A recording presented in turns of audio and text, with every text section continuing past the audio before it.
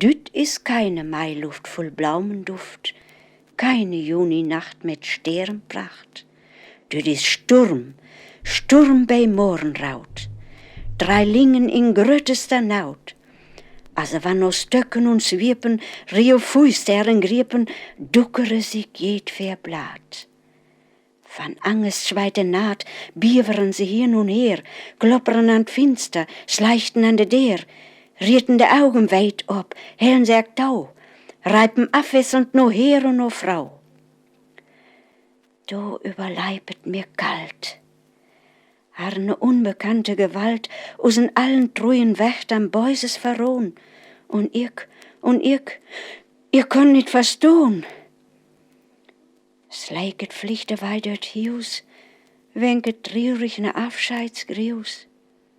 Liot Sorge und Naut, wittelte bleike Daut seine Terne und kümmert ob us an. Will hei Gäste taum begraven lahn. Glemmet Feuer und Brand unter der Aske, fluiet Geld und Gut uit der Taske. Sturm in 3 Lingen, dat is kein Singen, dat is Gewimmer und Gesöchte, ein Obschrecken der Röchte.